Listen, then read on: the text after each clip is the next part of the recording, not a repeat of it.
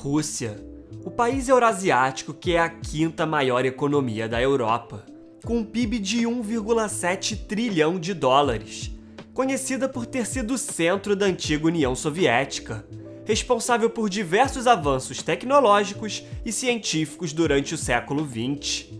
No entanto, sua população de 146 milhões de pessoas possui uma renda per capita de apenas 11.600 dólares, sendo do mesmo patamar de países como China e Costa Rica. E esses números são bem medianos se considerarmos que a nação possui enormes reservas de recursos naturais e o maior território do mundo, que é 2 vezes maior que o do Brasil e se estende desde a Europa até a Ásia. Apesar disso, a Rússia continua sendo muito influente globalmente, possuindo um dos exércitos mais poderosos do mundo e o maior arsenal nuclear. E nesse vídeo, vamos entender como a Rússia é tão poderosa e desempenha tanta influência política ao redor do mundo, mesmo com uma economia abaixo do potencial, além de diversas acusações de autoritarismo, corrupção e violação de direitos humanos. Para compreender o cenário russo atual, é preciso entender a história da Rússia moderna, que surge em 1991 com o colapso da União Soviética, sendo muito marcada pela difícil transição de uma economia planificada para uma economia de mercado. Durante a economia planificada, que vigorou por 69 anos durante a existência da União Soviética, havia um controle estatal sobre os meios de produção, investimento e decisões de consumo. Nesse contexto, após o fim da União Soviética, o presidente russo Boris Yeltsin implantou uma série de reformas visando a transição do comunismo para uma economia de mercado. Entretanto, diferente de outras antigas repúblicas soviéticas, que fizeram essa transição de maneira bem-sucedida, na Rússia, as privatizações favoreceram a consolidação de oligarcas nos principais setores da economia, semelhante ao problema enfrentado pela Ucrânia. Em ambos os casos, esse grupo de empresários eram antigos membros do Partido Comunista ou ocupavam cargos de alto escalão nas indústrias. Após o colapso da União Soviética, compraram ativos estatais e se tornaram donos de grandes monopólios, atuando politicamente para garantir seus interesses através das instituições fracas e instáveis, que são passíveis de corrupção e jogo de interesses. Com isso, a Rússia possui a maior desigualdade de riqueza do mundo, se excluindo alguns paraísos fiscais do Caribe, com a Credit Suisse, um dos principais bancos suíços, estimando que cerca de 110 bilionários controlam 35% de toda a riqueza do país. Além das privatizações, o governo Yeltsin abandonou o congelamento de preços, tomou diversos empréstimos com o FMI e buscou estabilizar o rublo, que é a moeda da Rússia. Contudo, os efeitos foram desastrosos, causando uma hiperinflação nos anos 90 que chegou a incríveis 2.333% ao ano, além de um desemprego de 13% e uma perda de 40% do PIB real.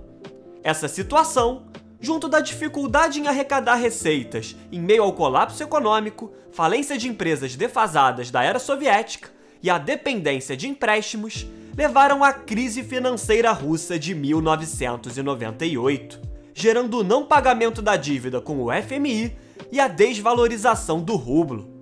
Apesar desse cenário, com a ascensão ao poder de Vladimir Putin em 1999, a Rússia se recuperaria rapidamente, obtendo um crescimento em média de 7% no PIB entre 1999 e 2008. Esse resultado se deve a alguns motivos, pois com a desvalorização do rublo, os produtos russos ficaram mais competitivos frente ao mercado internacional, além do boom dos preços das commodities no início do século XXI, que beneficiou a economia de diversos países como Brasil, Austrália e a Rússia, principalmente devido à alta demanda dos mercados emergentes, mas notoriamente a China, e algumas reformas econômicas como a redução de impostos e desregulações. Esses fatores foram fundamentais para a recuperação da economia russa e, posteriormente, a admissão do país na Organização Mundial do Comércio, sendo a última grande nação a se tornar membro do bloco. Mesmo com desempenho positivo na economia, o cenário de instabilidade foi potencializado com a anexação da Crimeia em 2014, uma região que até então pertencia à Ucrânia e tem grande importância geopolítica por beirar o Mar Negro. Além disso, a ausência de um sistema judicial justo e independente faz o país possuir um cenário desfavorável para negócios, pois diversas empresas são fechadas anualmente após seus proprietários serem presos sob acusações de corrupção e terem seus bens confiscados. Um exemplo disso foi a gigante de petróleo Yukos, que em determinado momento chegou a produzir 20% de todo o petróleo russo, mas foi à falência após o seu dono, Mikhail Khodorkovsky, ser preso acusado de fraude. Essa situação é ainda mais intensificada com a corrupção generalizada no país, com estimativas do Índice de Percepção de Corrupção apontando a Rússia como o país mais corrupto da Europa, ocupando a posição 129 entre 180 países, abaixo de países notoriamente corruptos como o Brasil e o México. Esse cenário causa uma enorme fuga de capital, com estimativas do FMI que desde 1991 a Rússia perdeu cerca de US$ 1 trilhão em fuga de capital. E assim, apesar de ser o maior país do mundo em área, com um território que se estende por 2 continentes e faz fronteira com 16 países, a economia russa é quase do mesmo tamanho da do Canadá, Coreia do Sul e do Brasil. Porém, os russos quase sempre estão sendo comparados com grandes potências como Estados Unidos e China, além de desempenhar uma forte influência política e militar em todo o planeta, mesmo com o PIB 13 vezes menor do que o dos Estados Unidos e quase 10 vezes menor que o da China. Com isso, surge a pergunta do porquê a Rússia é tão poderosa, mesmo com uma economia abaixo das suas expectativas. O primeiro e talvez principal motivo é o protagonismo da época da União Soviética, que fez a Rússia investir pesadamente nas forças armadas e no arsenal nuclear. Esse investimento até hoje continua presente, pois 61 bilhões de dólares são destinados anualmente para fins militares, tornando possível a vasta variedade de navios, aviões e tanques. Além disso, mesmo com a redução de armas nucleares após o fim da Guerra Fria, a Rússia ainda é a líder mundial em capacidade nuclear, detendo 50% das ogivas nucleares de todo o planeta. Outro motivo importante é a abundância de recursos naturais disponíveis em seu território, detendo a maior reserva de gás natural do mundo, a 8ª maior de petróleo e uma vasta variedade de minérios.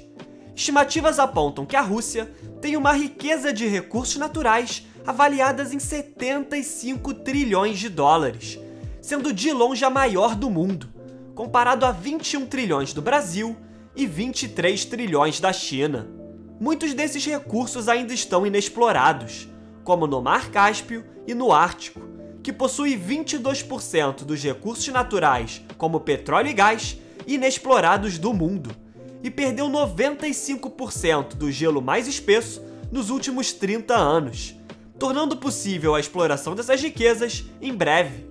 E atualmente, a Rússia possui presença militar na região, reivindicando 70% do fundo do mar no centro do Oceano Ártico.